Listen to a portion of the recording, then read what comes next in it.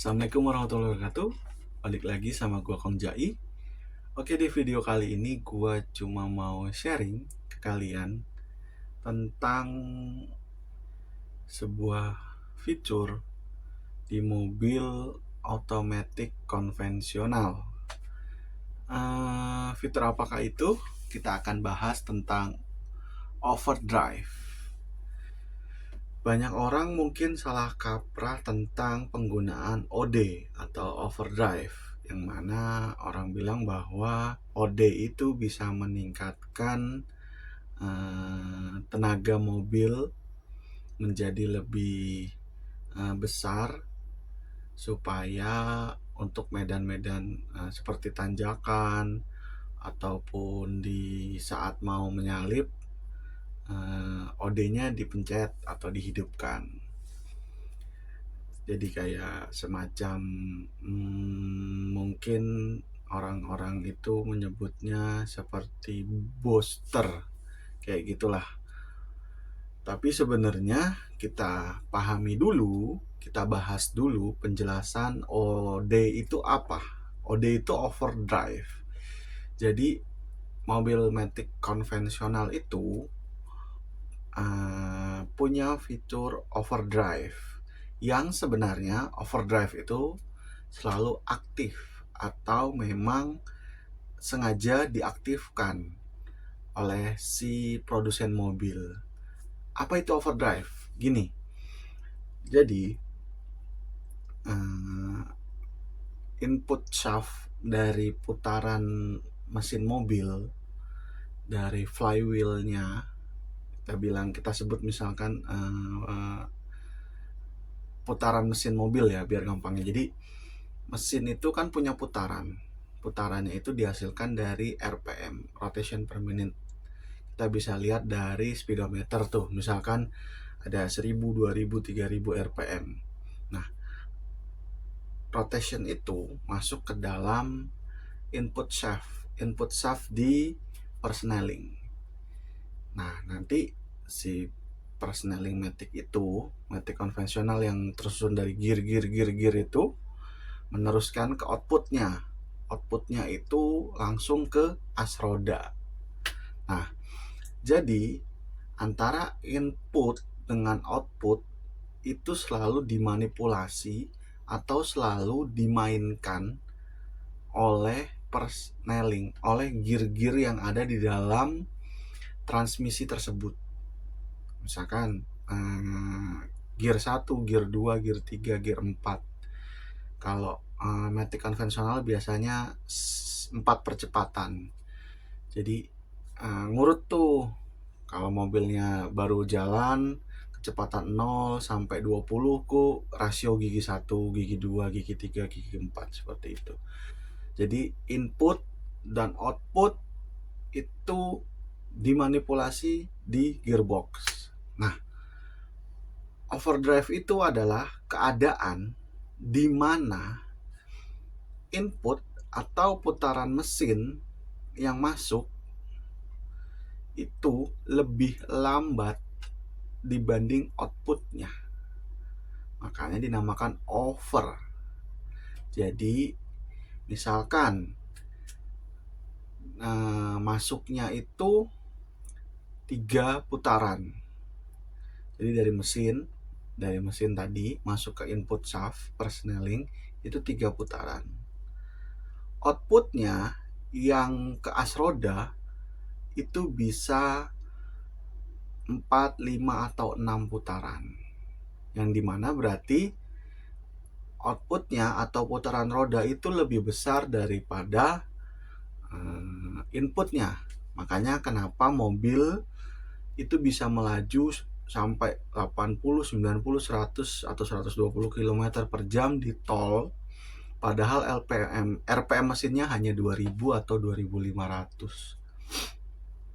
Seperti itu. Jadi antara input dengan output itu lebih besar output. Itu namanya overdrive.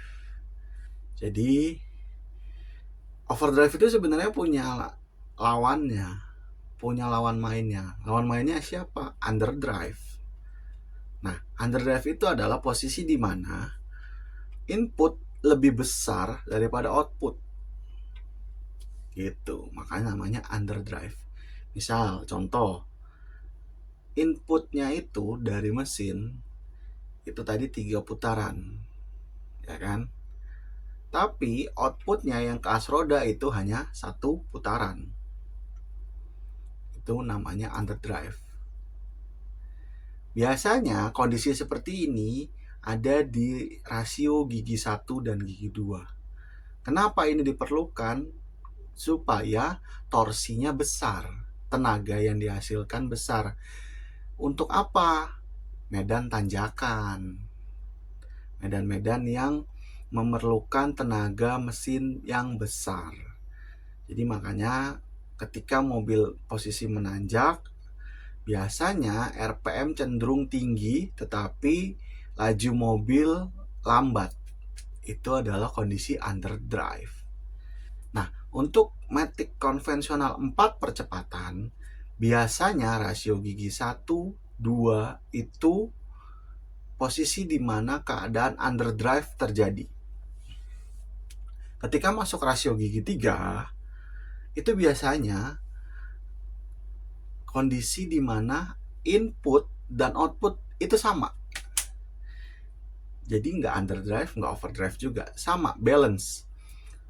Inputnya 3, outputnya juga 3. Masuk 3 putaran, keluarnya juga 3 putaran. Biasanya rasio ini ada di rasio gear 3. Biasanya seperti itu, rasio gear 3 umumnya. Nah, jadi tadi rasio gear 1, 2 itu underdrive. Rasio gigi 3 itu balance atau sama antara input dan output. Dan rasio gear 4 itulah namanya overdrive. Nah, kita harus pahami dulu nih.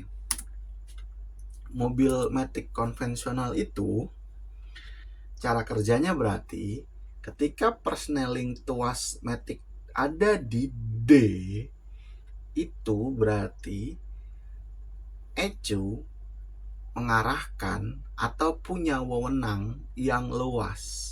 Dia bisa menjangkau gear mana aja yang dia mau membaca dari kecepatan. Bisa di 1, 2, 3, dan 4 ketika persneling di posisi D. Berarti sebenarnya kondisi overdrive itu always on atau selalu aktif ketika persneling ada di posisi D. Gitu. Jadi sebenarnya kalau orang bilang OD-nya hidupin, itu salah. Karena ketika persneling ada di D, overdrive itu selalu hidup. Karena ECU bisa memberi perintah kepada solenoid untuk mengarahkan ke gear berapapun yang dibutuhkan. Tapi tadi kita sudah tahu di awal bahwa kondisi overdrive itu hanya terjadi di rasio gear 4. Gitu. Biasanya rasio gear 4 itu terjadi ketika mobil sudah melaju di atas kecepatan 60 mungkin, 70 di atas 70 km per jam, kondisi overdrive itu sudah terjadi.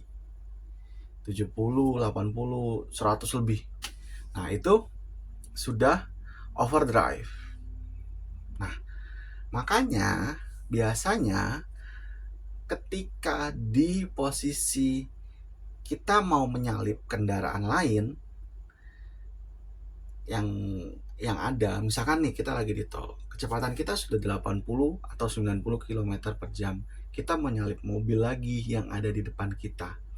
Berarti kita membutuhkan kecepatan yang lebih tinggi dong daripada yang kita tempuh sekarang. Sedangkan kita tahu nih bahwa mobil kita ini sudah ada di posisi overdrive atau sudah ada di posisi rasio gigi 4, yang dimana kita tahu di awal tadi bahwa input dan output itu berbeda. Input itu lebih kecil daripada output, berarti tenaganya kecil, tenaga mesinnya kecil. Kalau kita paksain nyalip, kita harus bejek gas dalam-dalam. Notabene nanti akan jadinya lemot mobilnya, ngeden dulu tuh, baru bisa nyalip. Karena apa? Tadi posisinya kita lagi overdrive, tenaganya nggak ada, gitu. Nah, di dalam metik konvensional ada fitur biasanya yang ada tombol nih di dekat-dekat tuas persneling, entah di atasnya entah di sampingnya itu ada tombol. Ketika tombol itu dipencet muncul lambang seperti ini, OD off, biasanya gitu. Berarti lampu itu menandakan bahwa kita menonaktifkan fitur overdrive, yang bahwa kita tahu ketika persneling ada di posisi D, overdrive itu always on. Ketika kita pencet tombol itu berarti kita mematikan fitur overdrive. Overdrive itu sebenarnya kita mematikan fitur supaya ECU tidak memerintahkan solenoid untuk memindahkan rasio ke gear 4. Stuck di gear 3, yang dimana balance antara input dan output. Nah, berarti kan tadi ketika kita sudah melaju di 80 lebih, 80-90 km per jam, kita mau nyalip, terus kita pencet itu OD, berarti kita memerintahkan mobil untuk shift down dari gear 4 ke gear 3. Ya dong, yang tadinya outputnya itu lebih besar. Yang tadinya itu inputnya kecil dan outputnya besar. Nah, kita rem, kita tahan nih, kita turunin, kita shift down. Jadi sama, inputnya 3, outputnya juga 3. Maka hasilnya tenaganya jadi ada.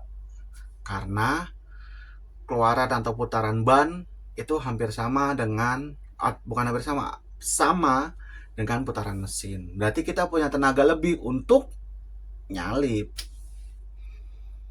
Itu makanya biasanya ketika kita hidupkan tuh fitur overdrive, RPM tuh langsung tinggi tuh. Tadinya 2000-2000 langsung ke 3500. Tapi kita tadi dapat power, akselerasinya langsung ada. Karena antara input dan outputnya sama. Gitu.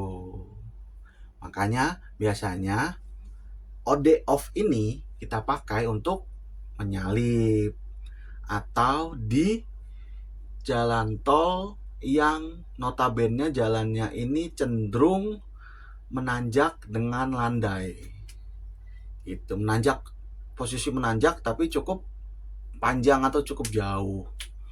Tapi tanjakannya tidak terlalu terjal atau tidak terlalu ekstrim, landai, tapi posisinya nanjak.